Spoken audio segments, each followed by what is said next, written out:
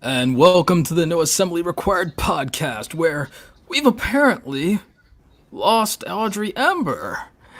So, now your host.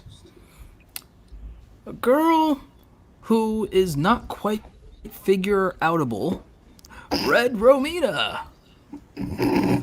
And now your substitute host, standing in for Audrey Ember, a man who I've never met before, and the only thing I know about him is that he has an Adventure Time throw pillow. Ricky. What's up? And now your final host, the man who is late to everything and was struggling to get a YouTube video out today, which is why we've delayed the podcast, Roberto Blake. Woo.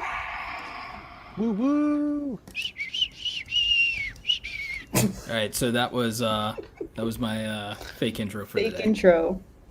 Yep. That was great. That is a staple of the No Assembly Required podcast. Is we must always do our fake intro. Do we have anybody in the live studio audience right now, Romina, or are they trickling in? I think they are trickling in. I just put the tweet out. Right.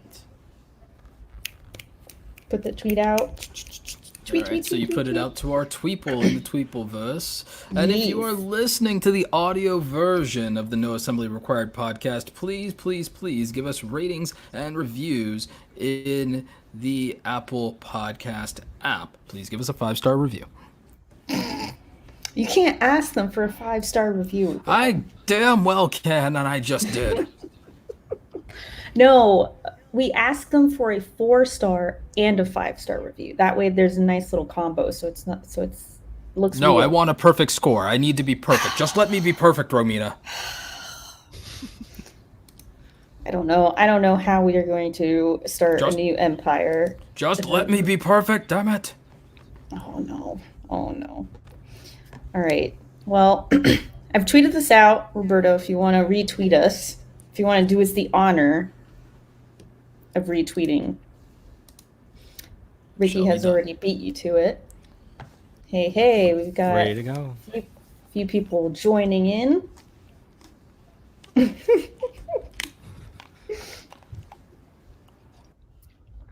All right, guys. So our guest here is Ricky.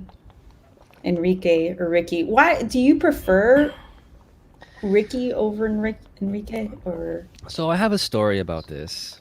My name is Enrique. I've been called Enrique my whole life. I started working at So I started working at Samsung at Best Buy Retail, and this Wait, one your name dude- hasn't been Enrique your whole life? No, my name is Enrique.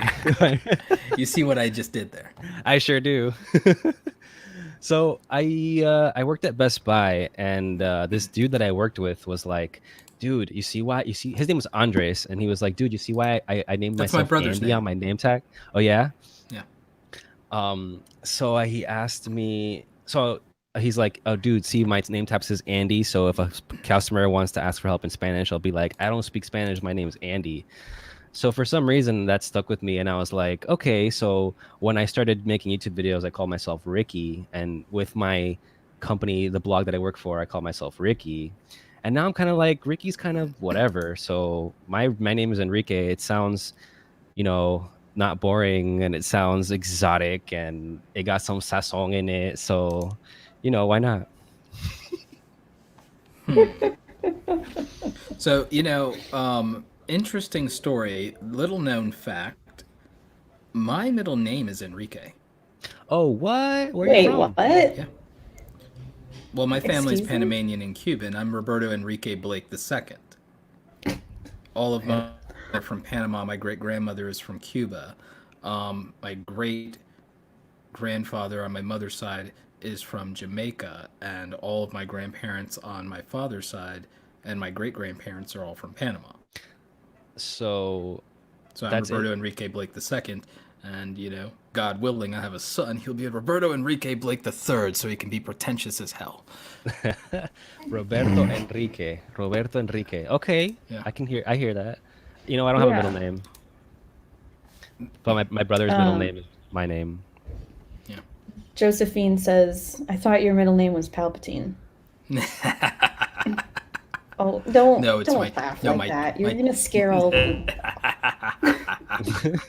No, my true name is Palpatine, or you may refer to me as Lord Sidious, or you may refer to me as my lord. All right. Yes. So Your feeble skills are no match for the powers of the YouTube algorithm. Roberto's on a roll. Yeah. No, I mean, it's like one of my gimmicks is that I do impressions and that I'm, fascinated with the Emperor from Star Wars. Everyone knows that I'm a Star Wars nerd. So. Your gimmick. Romina Yeah, got it's something one to of the say. things I'm known for. It's my gimmick. It's my shtick. All right. I like the word shtick better than gimmick. Gimmick makes it feel like it's a cheap thing to try to sell. Gimmick is a word everyone understands. Like, what's a shtick? There's someone who's going to be like, what's a shtick? Or they're going to think that I was like using a 4-letter word instead of a 5-letter word. Yeah, but you don't lower yourself to other people's level. You continue with your eloquent. That's true. You have to continue with your vocabulary. Well, if they were going to get on my level, Romina, and everything, at first they'd have to be over 9,000. Okay. Just as a start to even be on my radar, they'd have to be over 9,000, which is still nothing. Yeah, but. All right. Well, we're gonna toss this over to. And I hope people understand that that's not a YouTube subscriber count. Well, Z reference. We're tossing this over to Ricky now.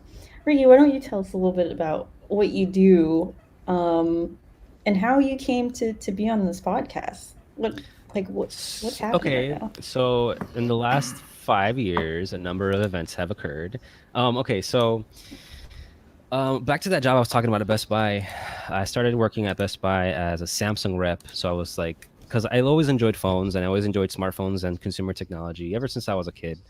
And my partner and I moved to New York, and we didn't know exactly what we were going to do over there. We were trying to figure out what we're going to do.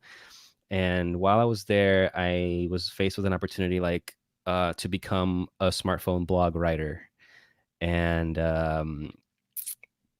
I got the job. I was working from home in New York, covering events in New York. So what I do for a living is I work for GSM Arena for a smartphone blog, and I write news about smartphones. I review smartphones. I can tell you right now on my desk, I currently have 5, 6, 7, 8 smartphones on my desk.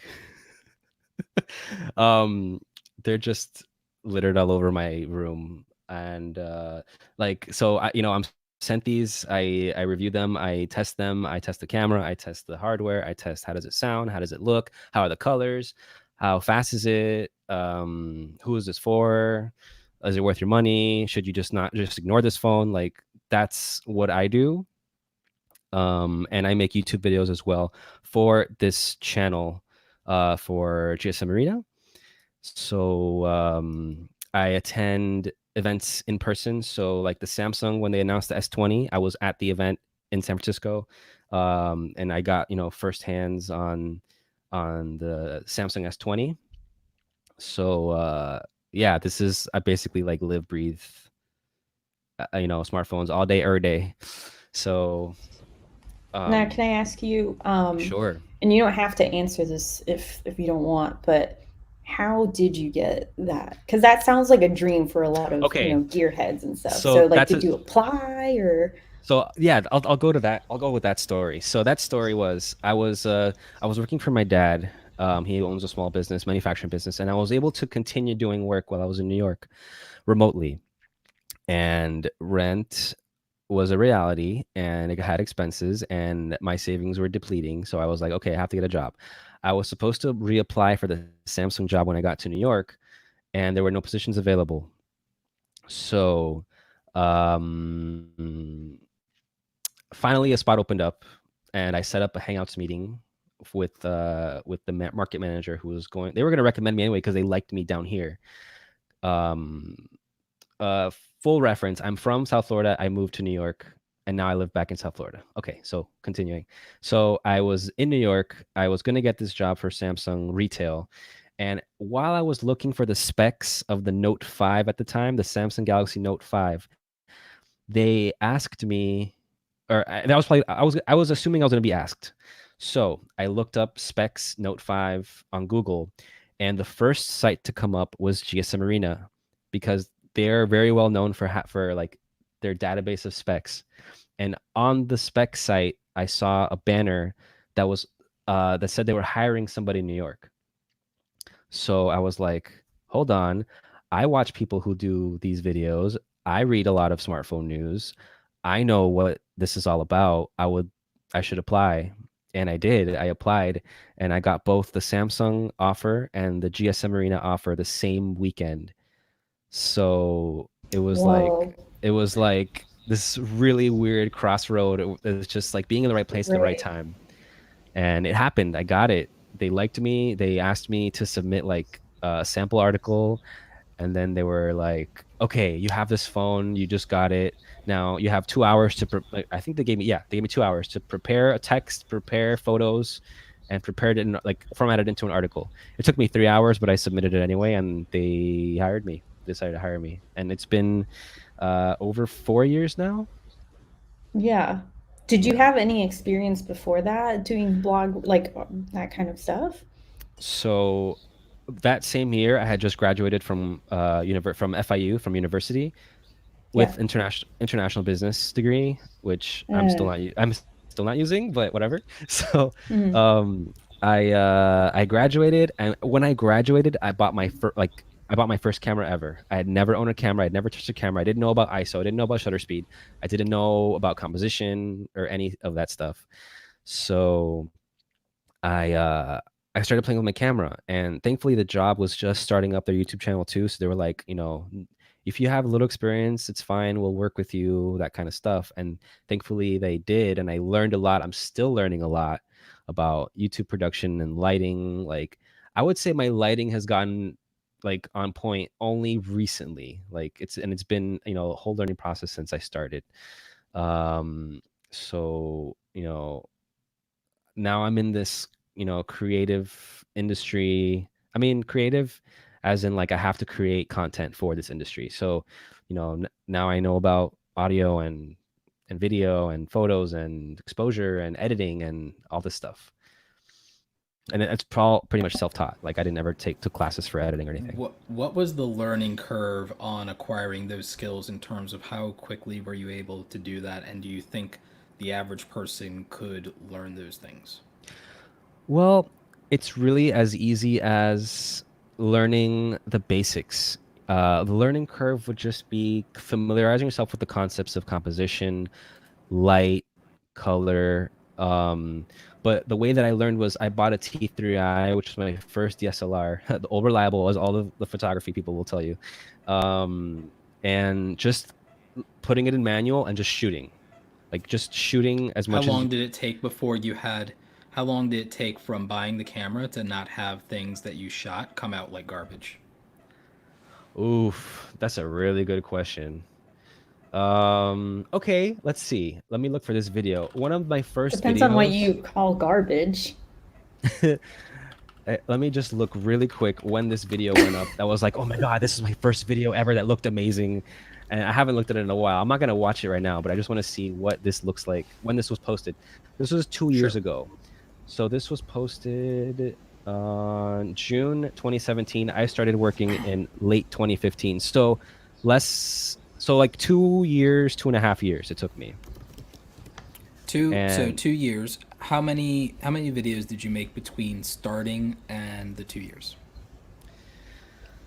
Well, before I started working for the website, I was putting out my own videos, and they look like garbage. My presentation is crap. Like my presence was terrible. My lighting was so blown out. Like, How many of those videos did you make? let's say 30. No, not Okay. maybe More? 20, 25. 2025. 25. No, not much more than 30. And then how many more after that before like you got to that video that you would say, "Oh, this looks great"? Well, I don't put out so many videos. Like I don't crank them out all the time. Sure. But I would say like another 15 to 20 videos. So probably. roughly, so we're like, so it took you about maybe 50 videos before you began to feel confident about what you were releasing and feel like it was like Definitely. About 50. It took me about 4 years. Yeah. so from buying the camera and pulling it out of the box, 4 years before you had anything that you felt was like reflective of a decent level of quality. Decent? No. Decent was more like 2.5 years. Decent was 2.5 years. Yeah. Good was another 2 years.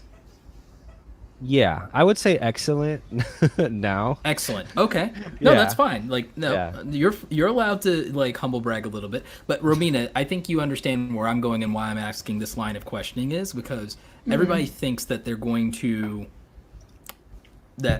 we see constantly in our communities people getting mad and frustrated about 6 months, a year. Why am I not successful? When they're not even measuring why am I still not that much better than when I started? What haven't I done to improve?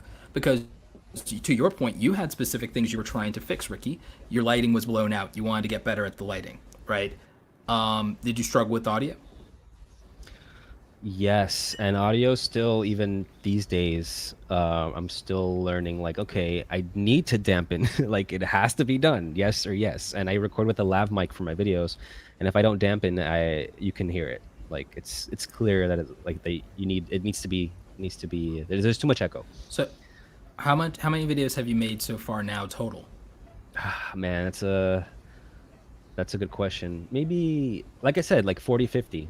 Pretty much like Total? like, until like now. total? Yeah. So you still total. haven't hit.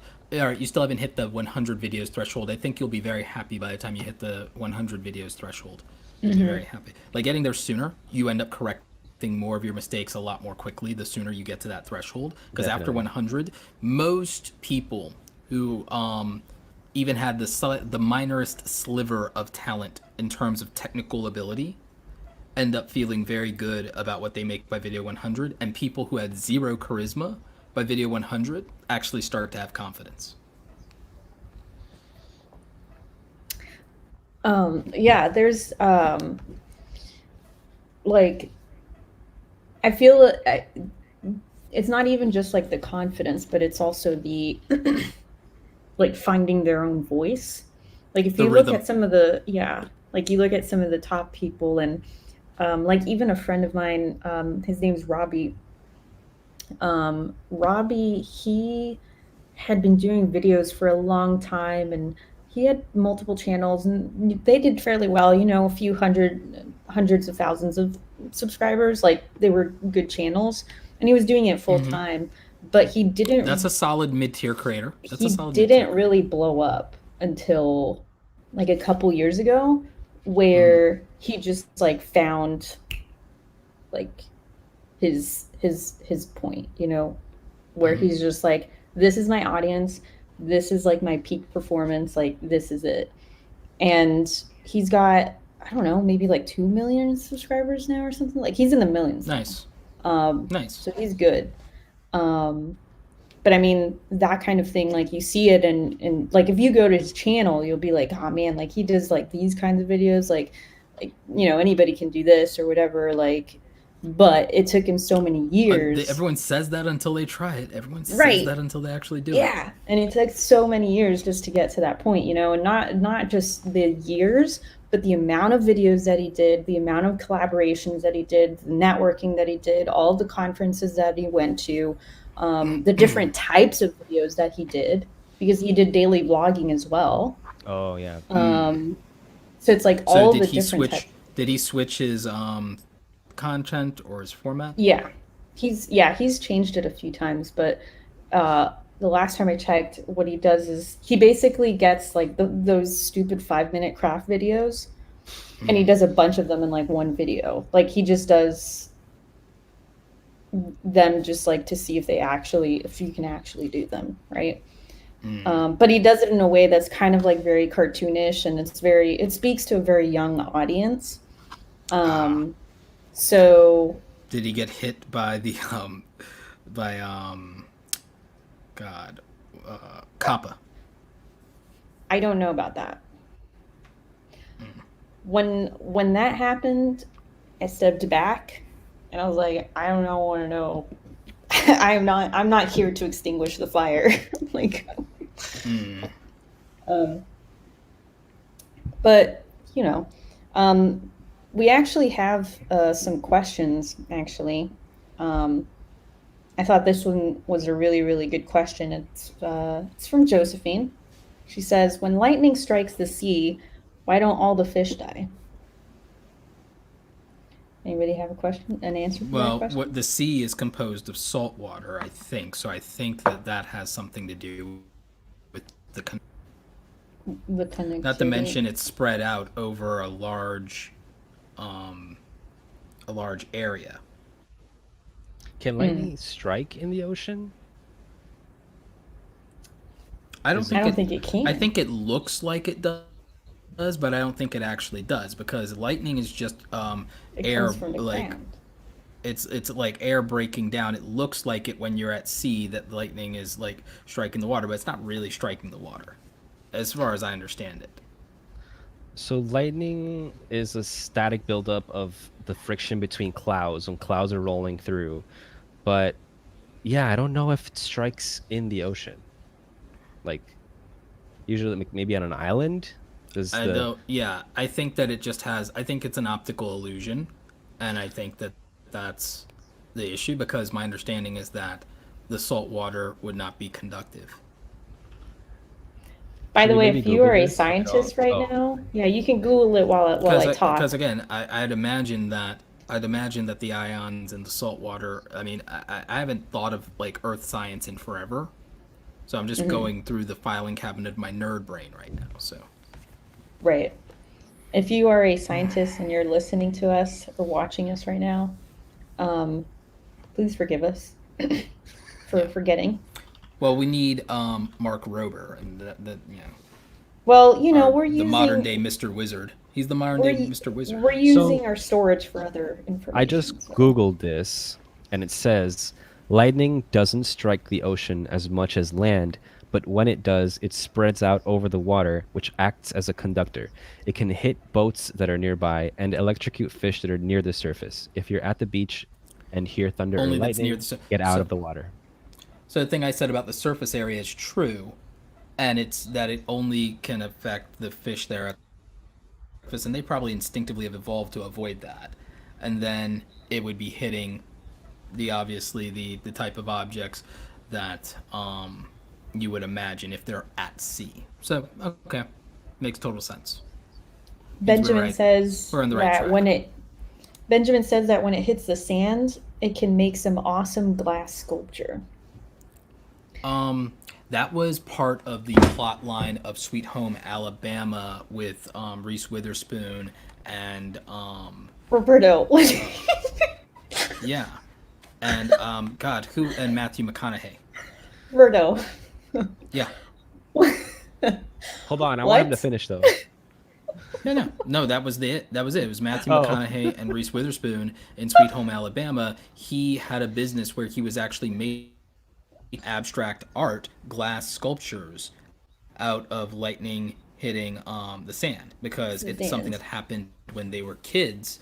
They saw this happen when they were kids, like this lightning like almost hit them, and the thing is, it gave him the inspiration to become this like great abstract artist, and he built this really cool business around it. Okay, Roberto, how many times have you seen Sweet Home Alabama? Like 3. It's more than enough to know that there was a major plot point in the movie. When it comes to movies, I retain almost everything. Like, I mean, throw movie trivia at me. I mean, I'm the person to have on your team for movie trivia night. Well, I think that you and I can partner together, and we would crush it. Oh, we'd body. We'd like the thing. Yeah, just as long as Audrey isn't. Sorry, as long as Audrey isn't on our team, because like if Audrey's on our team, we'll lose. Like, sorry. Hey, listen, if I'm on your team.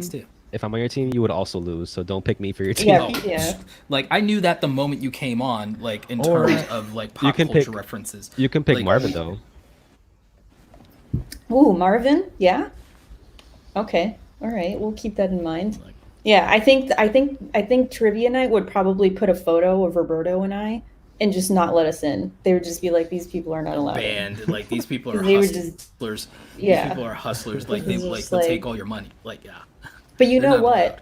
Let's, Actually, we should go to I- like Battle and Brew the next time you're in Atlanta and go to Nerd Trivia Night and we just body everybody.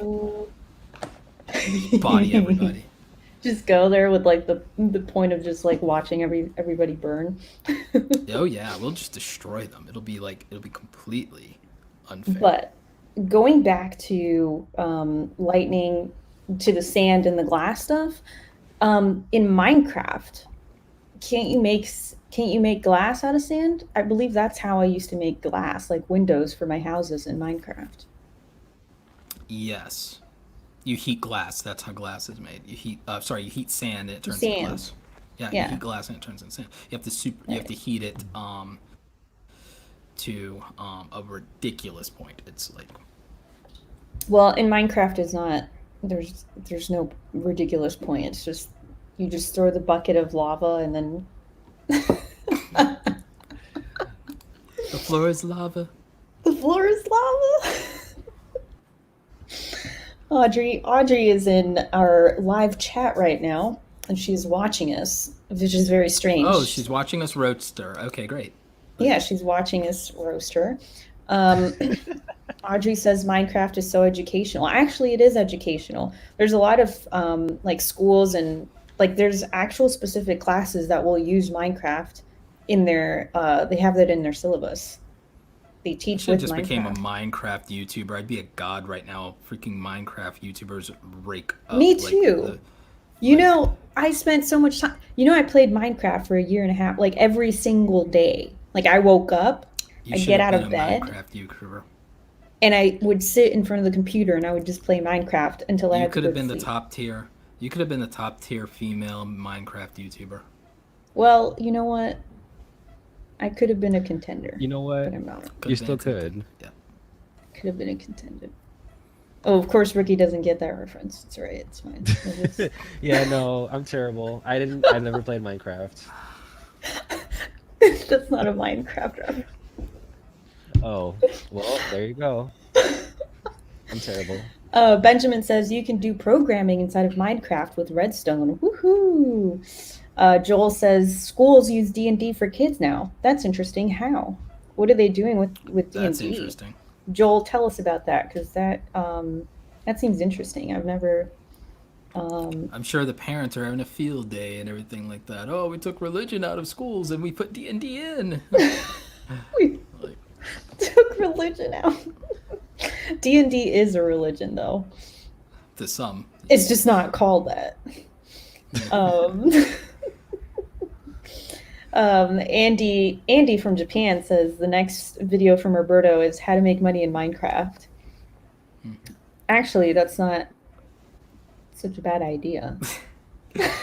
Like, No, I mean, really, it isn't a bad idea because you can say that, but then the video isn't actually how to make money in Minecraft. It's how to make money, like from with the Minecraft. idea Yeah.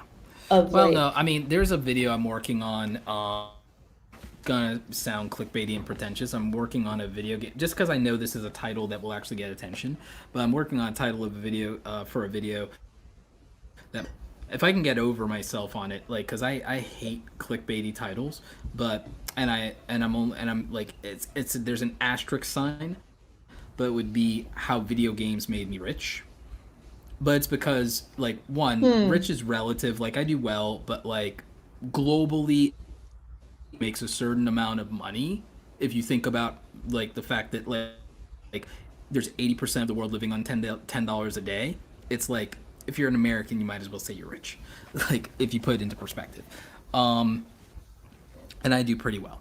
So but video games are like literally the proper instruction manual for life.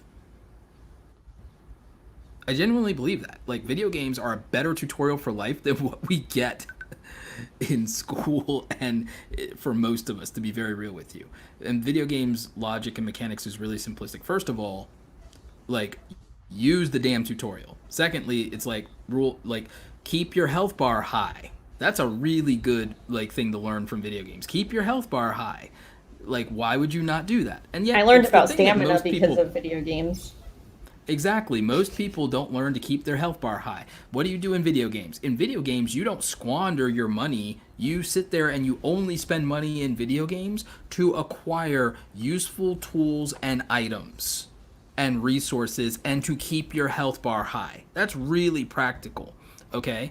In video games, you don't go and take on losing battles and you don't go after things before your time. You work your way up to them. You understand that in a video game, you peak out if you don't get certain items, if you don't build up skills, if you don't get resources, and if you don't go through the slow process of grind, you never get to a certain level. And then you also realize that, there's a point where just grinding isn't enough, and you have to actually get better weapons, better tools, better resources to be able to take on bigger challenges, gain more experience, and if you never get new skills, you will never progress.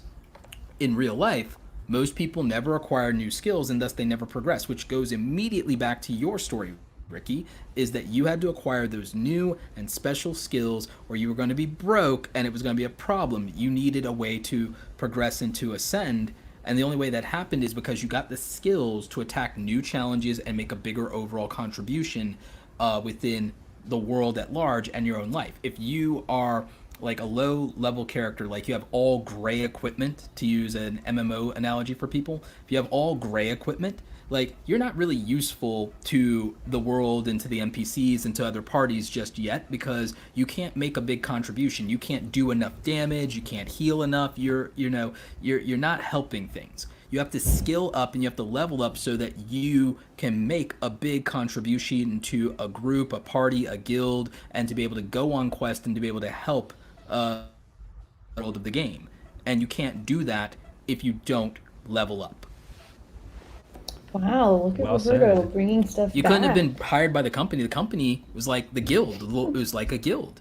And unless you met the requirements and you skilled up, you weren't going to be able to be a good guild member, right? Yeah, the Lollipop Guild.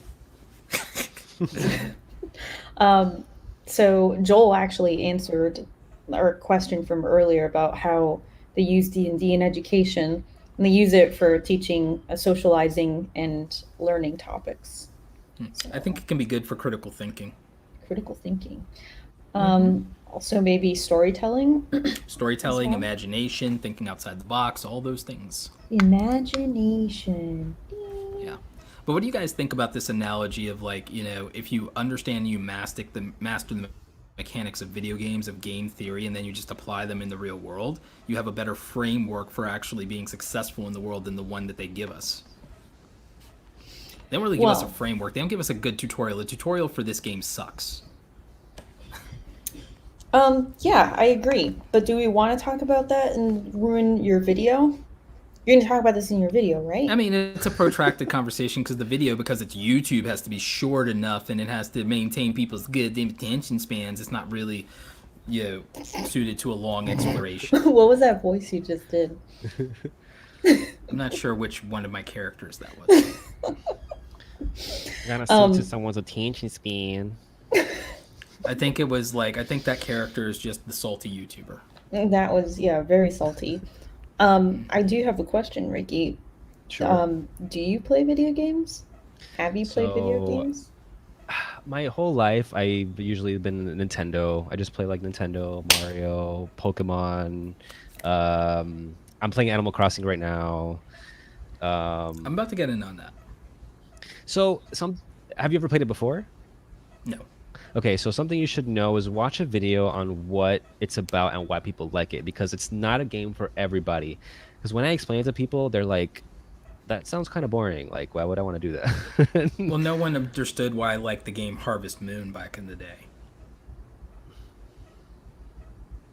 I can't say I played that one. It's a super old school Nintendo Game Boy type. It's like super old.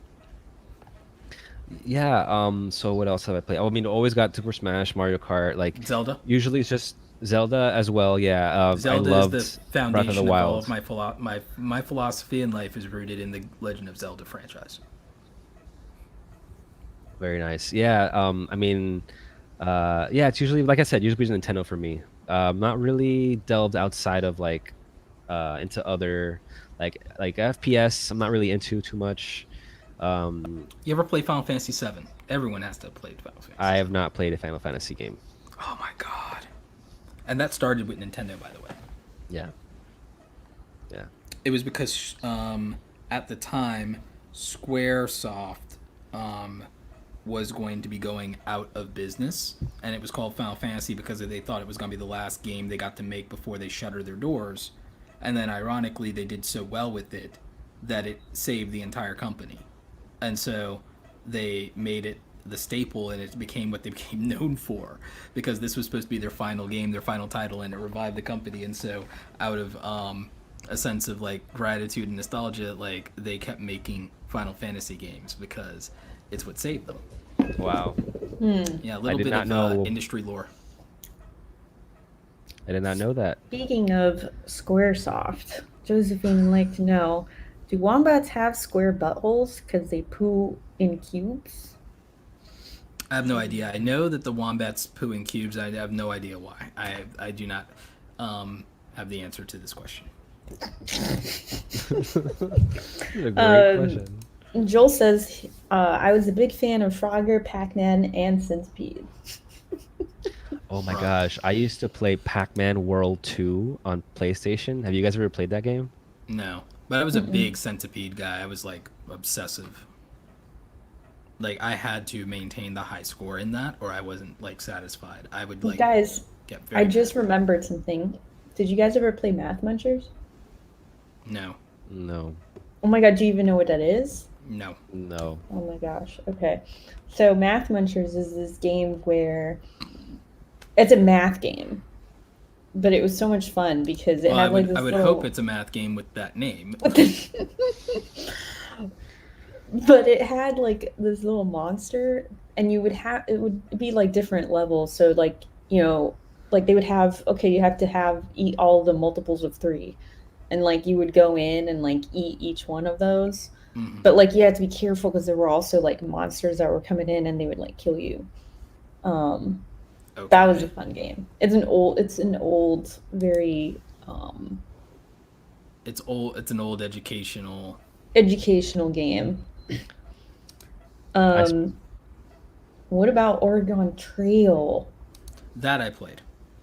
But my favorite, of course, was Where in the World is Carmen Sandiego?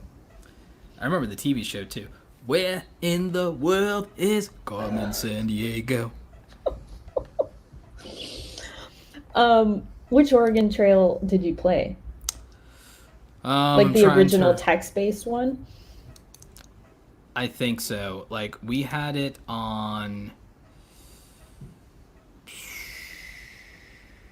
Because there was that one that was like very like super, like yes or no, like answering yes or no questions, like very simple. I think I played both of them because we had that one. That one was the older one, and then we had like one that was, I believe, was multiple choice.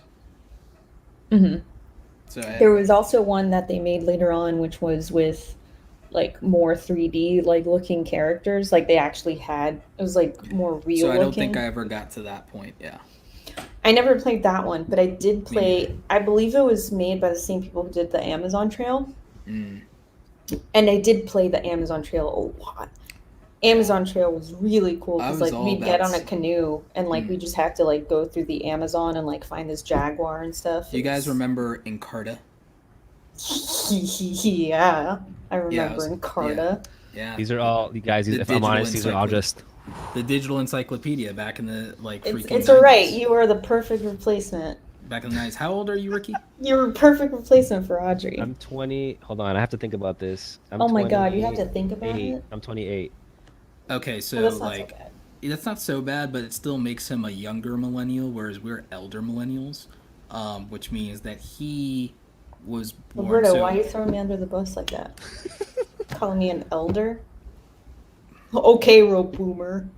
Yeah, Boomer Roberto. So like, yeah, Roberto the Boomer. Roberto. Roberto, yeah, Roberto the Boomer. Boomer Berto.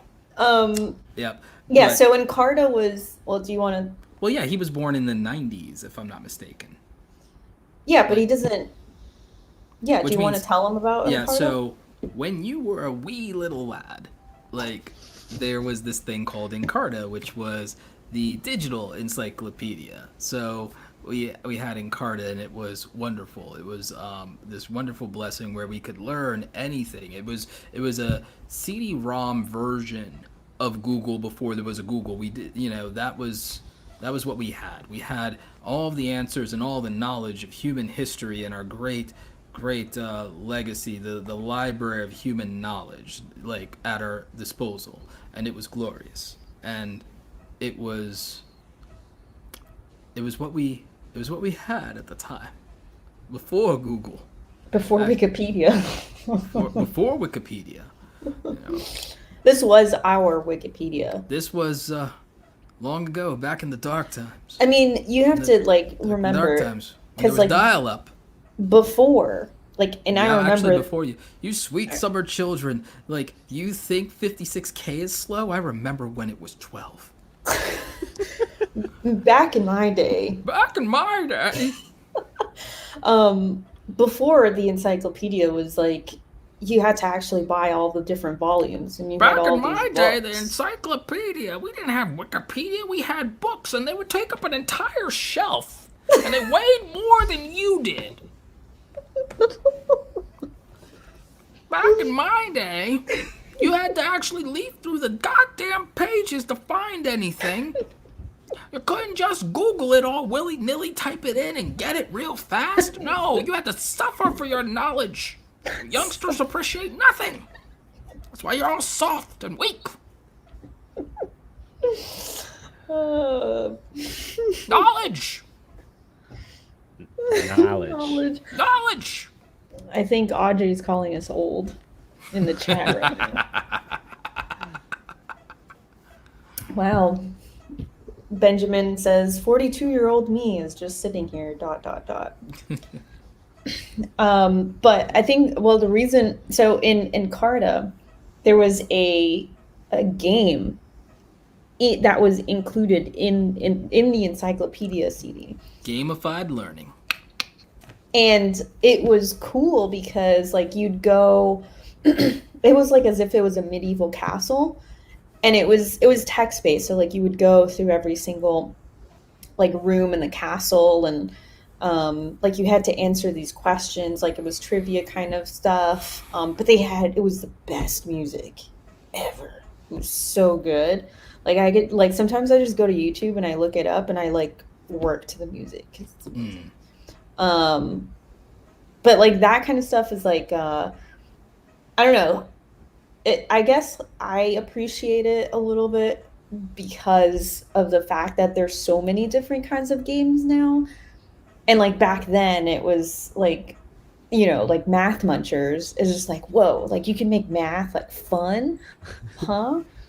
Whereas now it's oh, of course there's a game. There's not only one game, there's 50 different kinds of games for all different types of learners.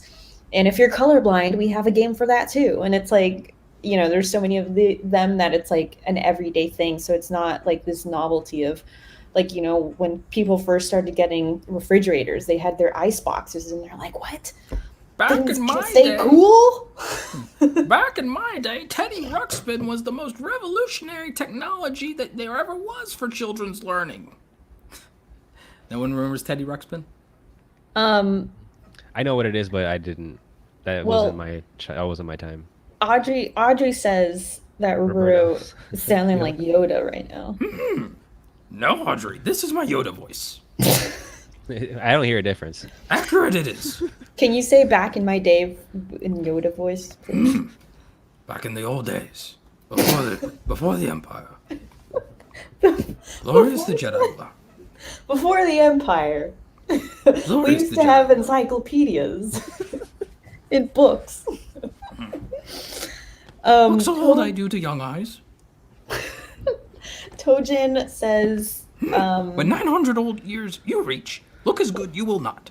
Roberto, read Tojin's Tojin's comment in Yoda voice. Martin Tojin. Hold. The game Romina just described is playable on the Nintendo DS.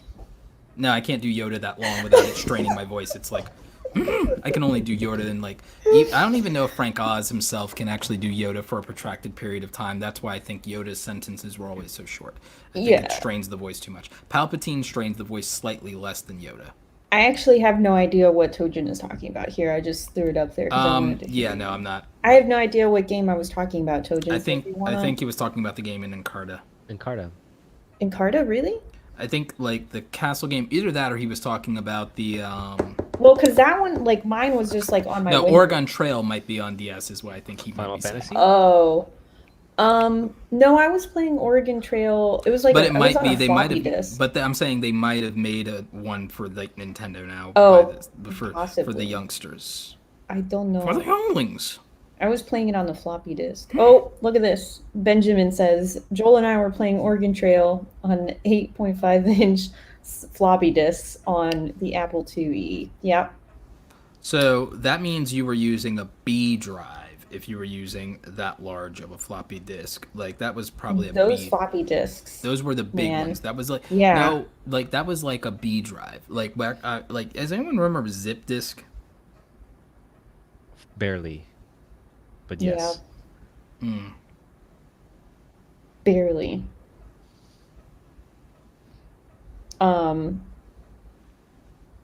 Yeah, I remember those floppy disks, man. Why are you taking me back like that? Those were A drive. Those were the A drive. A drive. So, yep. I remember Laserdisc, if anybody remembers those things. Remember Laserdisc? Yeah. Yeah. I worked in a library when I was in my high school. After I graduated, I worked in the library, and they had a Laserdisc player in the back, and it was huge. It was just really big. Yeah. Yep. No, we grew up with those. Like, when you were in school, Ricky, did they still have overhead projectors? Yeah, they still had those when I was in college. No, they still had those when I was working at the high school. Huh. Like I graduated in 2010 from high school, and then the very next year I started working at the same high school. I had a job, mm-hmm. and I basically managed the projector carts, and they still were using projectors, and they were still they still had like TVs on carts.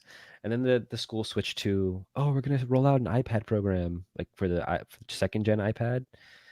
Or the third gen iPad, I don't remember. So I helped roll out that whole thing. Oh, nice. Yeah, but it was a mess. It was a hot mess. The whole experience, the whole rollout, the whole experience, the whole copyright, putting books. We were literally cutting up textbooks and loading them into PDFs on the iPads. And the dude was so certain, like, oh, this is fine. We can do this as long as we have the licenses for each book. No, that's stupid. I could have told him that. That's stupid. This guy didn't know how to set up, like, he was on the phone with, like, I think domain.com, and they were telling him how to set up a domain, and I was like, dude, how do you not know what he's talking about? You're the head of IT in this school. Oh, dear God in heaven. You're the computer science head of, like, department. Come on now. They don't, but yeah, like, there's no qualifying test for these things, and yet they think that, like, having a degree matters. Like, there's, like, no, results matter. Being able to... Like, he had his degree from 2000. That's why I'm saying it's useless. From, like, because really old, yeah. Like, it's useless because, like, how long is that a relevant credential? For real. Like, I mean, I'm a community college dropout here, but I'm very proud of that fact because I make more than MBAs that hire me.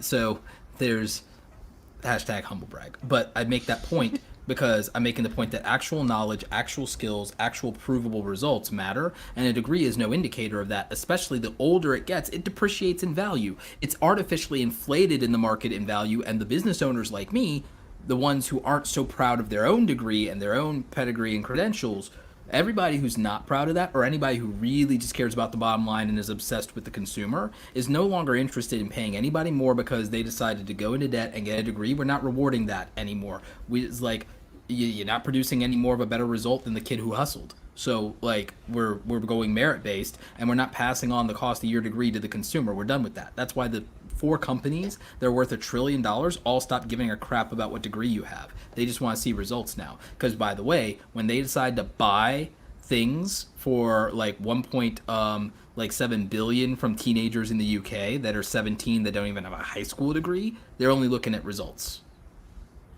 Because like I'm thinking of the kid, I think it was the kid who did Sumley, the guy who did Sumley, and it was acquired for I think it was like 1.7 billion, or it was some absurd number, or it was like a couple million, like whatever Sumley sold for. And then I think the kids who made Stripe dropped out of college. And isn't Stripe like valued at like a couple billion? Yeah. Well, Stripe is like a better alternative to PayPal. Didn't like Stripe was like what 500 lines of code in Python, if I'm not mistaken, and that was it. Like, which is a lot, by the way, but still, I think it was like 200 to 500 lines of Python, and I think the kids dropped out of college. Traditional education is changing already. People are like, less people are going to start going to college. You can learn everything online. You don't need a degree anymore. And you can do specialized training. You can go to vocational school, or you can go to a coding boot camp. We need more people doing the trades if they don't want to be part of the digital. If they just don't have the mental aptitudes to do the digital stuff, which I believe in this thing I call the creator economy so much, is that like, look, the reality is that within 100 years, aside from the trades and aside from the mechanics and the robotics and physical engineering, the reality is that labor may not exist. And I'm like, I know that people feel bad about it if they're in that position, and I did this stuff when I was a kid too, or when I was like in my 20s. I like did these labor based jobs, or these time for money based jobs. But the reality is this: there's a reason that its market value is depreciating, and I don't think that artificially propping it up in a way to try to elevate or give dignity back to the quote unquote working man, the working woman, I don't think that's the answer for people's dignity. I think that what'll give you dignity is having a means of economic mobility. It's not about what you earn, it's about your ability to earn. That's why I like the gaming philosophy of you have to level up and skill up. You have to be able to make a contribution at a higher level, and no offense to anybody, but you got to be able to do more than be a cart wrangler or a checkout clerk, because we can dispose of that job very easily through technology. It's value to the market, to the consumer. When it has zero value to the consumer to have that experience anymore, what do you do then?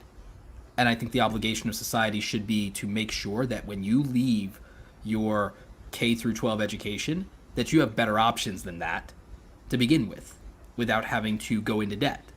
That's my answer to it. You can't just up jump people and say you're worth more money than what the market will bear, because the consumer doesn't respect that at all.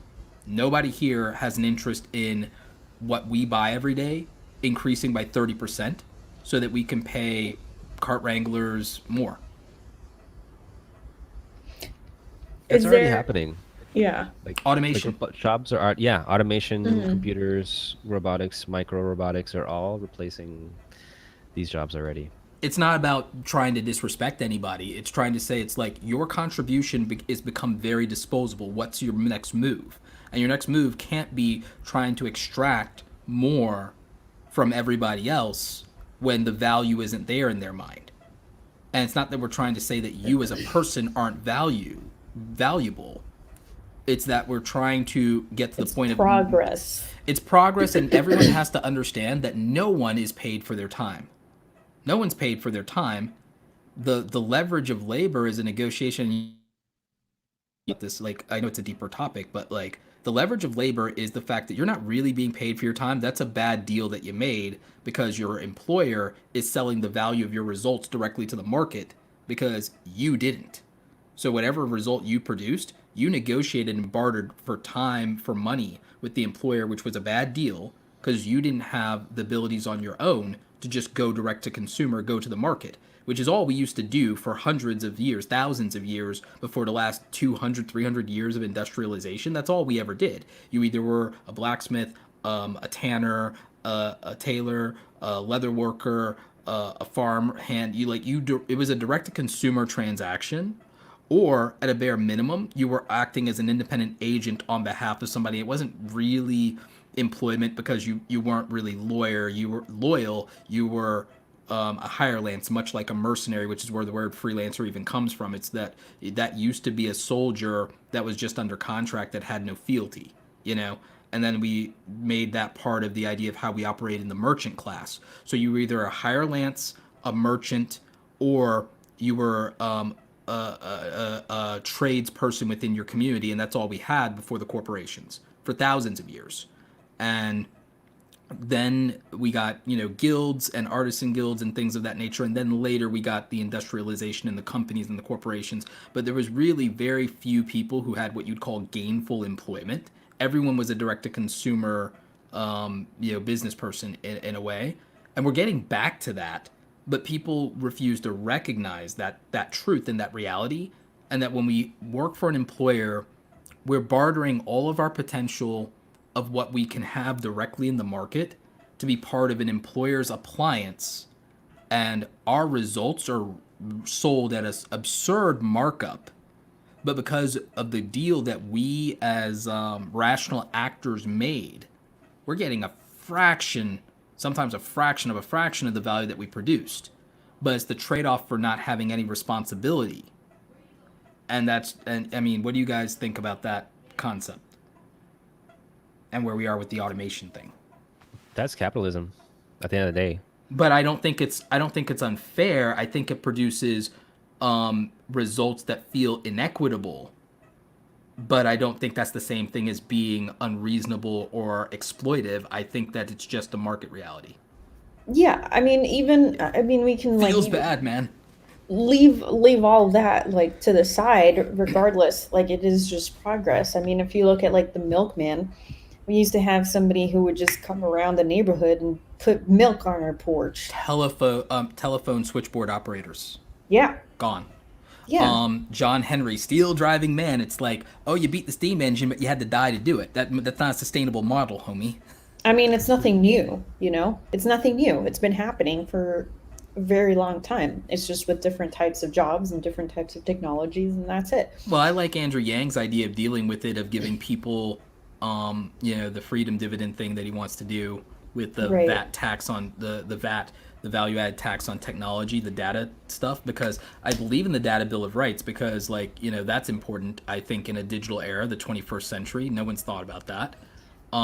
Joel mentioned elevator operators, which, by the way, I do elevator miss. Operator. I met an elevator operator. I saw. I love that you're saying it like you just met Santa. But you know what? I think that things like elevator operators, in some cases, will stick around, because here's what I think will exist for people who don't go into the trades: the hospitality industry, because even though it's not a scalable, it's not a scalable thing. But the human experience of having people wait on you will always be desirable. Will always be very nice. Yeah. And it'll always be affluent. So it's like you'll have more people that maybe, and I think here's what the good news would be. The problem that I have is that instead of worrying about giving everybody $15 an hour for menial labor, is if we make the assumption that we're going to eliminate almost all menial labor in 100 years or faster at this rate, if we assume that that's true, first of all, let's get people in a position, let's get Americans in a position to compete for the $60,000, $80,000, $90,000 an hour jobs that we can't fill. There are 60,000 engineering jobs that pretty much start at, I think, $80,000 to $150,000 a year, and we don't have any qualified candidates. We're going to be bringing people from overseas to fill those jobs because Americans aren't qualified to compete with them.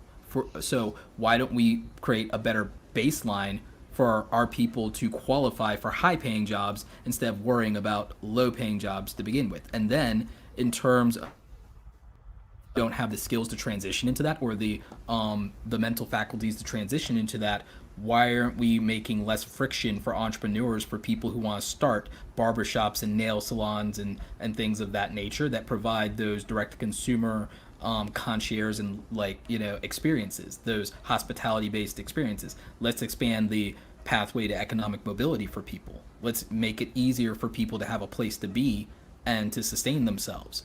And I like the idea of giving people a basic floor. I don't think it's going to make lazy people, and even if it did, I don't really care. Lazy people still spend money. I'd rather people have $1,000 in their pocket to spend into their local community or to spend with me than not. So, because otherwise they're not playing the game. They're not contributing if they have nothing. If they have nothing, they can't contribute anything. Why don't we just make everybody have the ability to contribute? And in terms of where we get the money, well, I think we're printing $2 trillion now, so who cares? The deficit's $20 trillion. What's another 2? Yeah. But I want to backtrack for a second. Ricky, can you please tell us about this story about you meeting the elevator operator, please? So I was invited to a conference for this chip maker in San Diego. But anyway, the hotel I stayed at in San Diego was really nice. And it was really old. And they had an old school elevator. And there was always an elevator operator in this elevator working it, like opening the door, pressing the button, like closing the door. Because it was all like, you know, those like scissor doors? Like, Yeah. you know what I'm talking. So it was basically that. And um yeah, there was always somebody there working in the elevator all day and Were all they nighters. nice? Yeah, they were nice. I mean, I would hope like you know, I would hope they were nice, like you know, You don't want to at get all stuck on times. them. You know, I get stuck in there with somebody with RBF in there, like I mean, they have to stick around because in movies, they always make the most interesting characters. Do you guys like? Is it still customary to tip the elevator operator? No, I do not tip I the elevator operator. What I've about the only like doormen? There's still doormen in New York. Is it customary to do that? No. no. Well, depending on where it is. So if it's the doorman at your apartment, like where you live, I would say no. But you might want to slip them some money if you want some favors in the future. Right. But it's more so, I mean, you could do that without actual cash, you know? I mean, the bellmen at the hotel, I would tip. Like if they offered to take my bags Take and my do take bags. my Yeah. bags, then yeah, I'll Yeah. tip you. But the doorman, I mean, I'm paying this much to be at this hotel already, so you know The that's what people, I'm paying for. the bellhops, if they like clear their throat or they make any signal overtly like they're expecting it, then I don't do it. Or even if I do it, I then like comment on it at checkout because that's a little beyond the pale there of like, because the thing is I always have the intention to do it, but it's one of those things. It's even like at restaurants, except sometimes I'll go against my own principles just because then I don't want in their head, oh, of course the black guy's being cheap or doesn't tip or this or that. But it's like I start out with like a thing in my head of how much like it is, and you can either go up or you can go down, and it's supposed to be merit based on the service, and like because a tip is supposed to be about you going above and beyond. It's not my obligation to pay your wage. That's the deal you made with your employer. That's not on me. But I Right. understand service industry people. I've had friends and family members that work in the service industry, but I also, as somebody who's worked very hard for their money, I'm not just giving it to people out of the kindness of my heart, except for the charity donations that I do every single month and the times that I do fundraising. Like that's like for me, it's that if you're giving me poor service or you're like disrespecting me or the stuff didn't come out, like I'm not going to like throw my money toward the disrespect or toward the abuse because that's me disrespecting myself at that point. Yeah. Why would I do that? Yeah. I mean, it all comes back to our problem with wages and anyway, that's a whole other discussion which we can save for another podcast episode. I know we ended up going sideways into that there. So it's like I'm happy to talk about anything lighthearted. It's just that when we got into the robots and the automation, it goes to Yeah, and we got, it goes. and we got into degrees. We got there because we ended up talking about school, and we got there Right. because we were talking about learning, and because of the internet and Encarta. I know how we Right. got here. Which Ricky planted the seed early on in the episode because he was talking about his international business degree and how he's never used it. Exactly so. And then also the fact that all of this is because of technology. And again, like Ricky is in the tech side. So, I mean, you've Right. seen a lot, Ricky. You've seen the evolution of tech. You've seen how far we've come in 10 years. Is it so unreasonable to think that the world will be somewhat unrecognizable or that the future of work might be unrecognizable in just a short 10 to 20 years, given what's happened so I far? would say in just 5 years. I mean, I would say Corona has expedited. I mean, look at the that. last 20 years. We're in 2020, right? We're in 2020. If you look at the year 2000 versus the year 2020, it's alien as fuck. It's absurd. Okay? What do you, in 2040, is it so, or even 2030, is it so unrealistic to think that there's literally things that may not exist anymore in the next 10 to 20 years? I have a hard time believing in 2050 that there's any coal miners.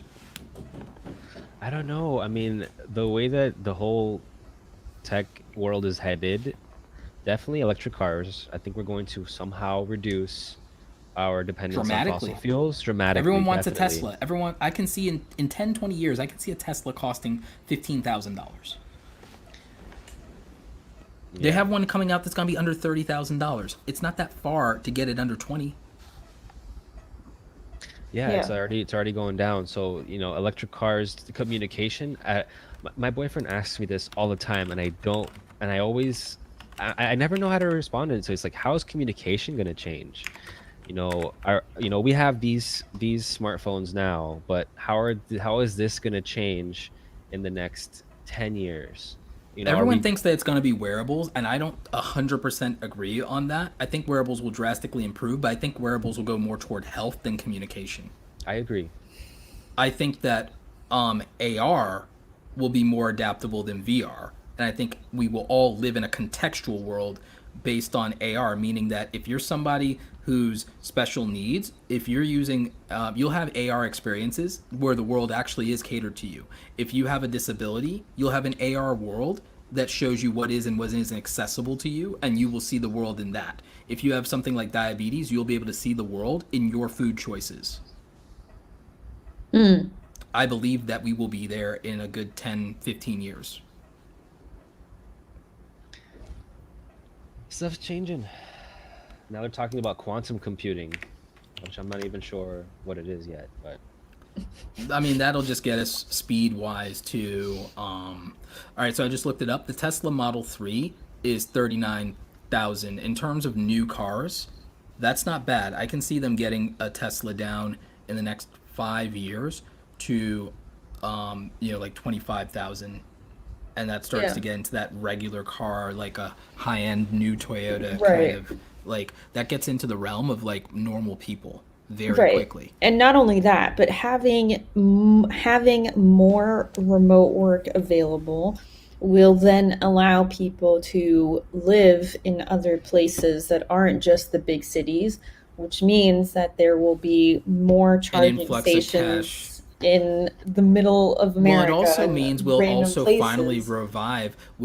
I think that, like, more remote workers, to your point, Romina, I think more remote workers and people wanting to live in places that aren't New York and California because their money stretches further will change the culture finally of rural America and catch it up with the 21st century, because that's one of the biggest stagnations. But also, the thing that I don't understand is this. I don't understand why, of all people, like of all brands and companies, I don't understand why Apple didn't build 2 robotics facilities in America and put one in the South and one in the Midwest to eliminate a lot of the bottleneck of China and Foxconn. Even though I know it's cheaper labor, they would have just won the long game on the fact that if they built robotics facilities for their manufacturing, they could basically 3D print all of their technology, and then if they're practically 3D printing all of their technology, the thing is they could also lease these facilities to all of their competitors and then still take a market share of their competitors, make them come like Oliver Twist with a bowl of gruel to them because they have the best production pipeline. And so everybody who wants to meet their their rollouts in a timely manner would go to, because you build 4 of these global manufacturers in the robotic facilities. You'd build one in the Midwest, you'd build one in the South, you'd build one in Europe, and you build one in Asia, and then all of your pipeline problems evaporated. And then because you have these robotics facilities, you also are hiring the best mechanics and best engineers in the world. You create all these new jobs. The political clout of doing that in Europe, Asia, and in the Midwest and in the South, the political clout that gives Apple is absurd.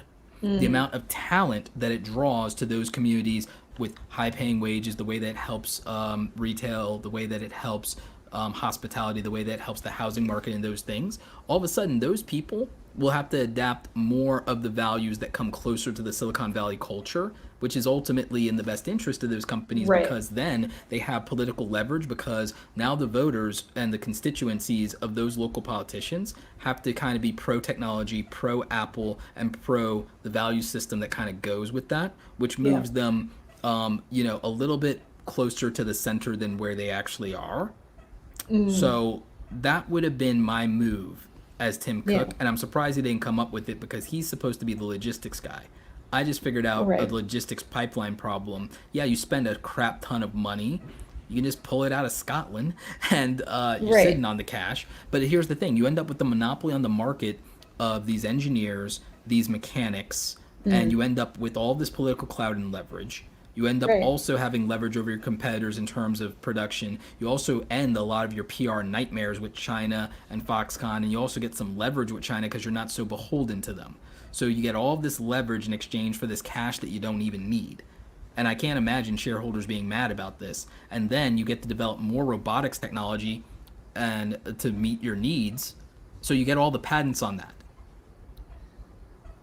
Yeah. Where's the downside? Yeah. The shareholders don't get their cash is the downside. They don't get it as quickly, but they get more over time. Bezos was able to sell that. So what Cook, you're not as good a salesman as Jeff? Right. Yeah. Bring me in, I'll close I the mean, yeah.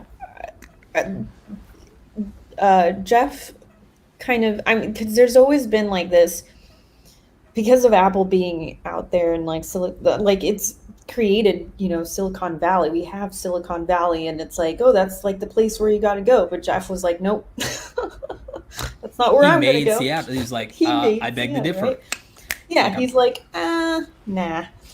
And that kind of thing, like going into the Midwest or going into the South, like going outside of those big cities or the trendy coastal lines will, like you said, it just brings that progress over to that region. And you know who's done that already? Tesla, because they're building Tesla. in Arizona. Mm-hmm. And I think it's going to change so much for them to do that if they keep doing that strategy. If Elon keeps doing that strategy, again, it's going to win people over because here's the thing. It's very hard. And when the politicians can't use the narrative of like you being coastal elites and these big companies and everything like that, it's harder to get. And again, it's a way of playing dirty pool. It's like, yeah, I would imagine that it'd be harder if Google and Apple and Microsoft and all these guys like actually did more in the South and the Midwest. Very hard for those politicians to make an argument for regulating you when you're the job creator of most of their constituencies. Highest earners, and when everybody knows somebody who works for that company, they're not going to really be in favor of you wanting to regulate it. And that's going to be a much harder sell. And they're like, do you like, what if these jobs go away? What are you doing? Like, what if somebody here in Georgia talked crap about they're going to do anything about Delta, I don't care whether someone's left or right, they'll get the knives out. Because everyone here knows somebody or has a friend or family member that works for Delta. And everybody here knows that those are good jobs. And, like, they ain't having it. Anything that, like, hurts Delta hurts Atlanta and hurts Georgia. And any politician that ever in this, like, in Atlanta and in Georgia that would ever go after Delta, that would be the end of them. That would be career suicide. That would be, they might as well commit seppuku at that point. Anyway, I could probably go on and on and on talking about remote work and automation and all that stuff, but we should probably wrap this up. Ricky, do you want to tell people where they can find you? Your internet, website, whatever? Sure. Well, you can find me at Ricky VTech. My handle's up there on Twitter, Instagram. And you can find me on YouTube at GSM Arena's channel. I make currently videos for them. Not quite videos for myself yet. Is that coming soon? Not for the foreseeable future. But I am like working on a podcast idea. Ooh. So yeah, that's what I'm still working on it, still developing topics and what's it called? All the infrastructure that I need to launch. Strategy. Sweet. Yeah, strategy. Cool. Is what I need to do. Yeah, so hopefully get that off the ground soon. GSMarena.com is where I post news daily. GSMarena.com. Cool. Yeah. And if you want to follow us, we are No Assembly Pod on Twitter and Instagram. And you can obviously follow Roberto Blake and myself. I'm at Red Romina. Roberto is at Roberto Blake. Yep. Is that? Yeah. Yep. And then, of course, we have Audrey Ember as well. You can follow her, but she's not here today, so don't follow her. Boo. Oh, Ricky instead. Anyway, thank you for listening in, for tuning in if you were live with us on YouTube. And Roberto is going to give us his fake outro. He's a lot better at this than we are. Yeah. Thank you for listening to the No Assembly Required podcast, filmed in front of a live YouTube audience. For the audio version, please follow us in all the places that podcasts are available, including Google Play, Stitcher Radio, and of course, Apple Podcast. Please leave us a rating and a review. It better be 5 stars. And this has been your NARP podcast with your host, Red Romina, the girl who is going to somehow drag me back to the Star Trek franchise. Ricky V Tech, a man who is as lack of savvy of pop culture about as Audrey Ember, so a great replacement who should definitely follow in all of the things on social media. It'll be in the show notes. And, of course, your internet emperor, Roberto Blake. This has been the No Assembly Required podcast. Please follow us in all of the places that podcasts are available. No viewers were harmed in the making of this episode.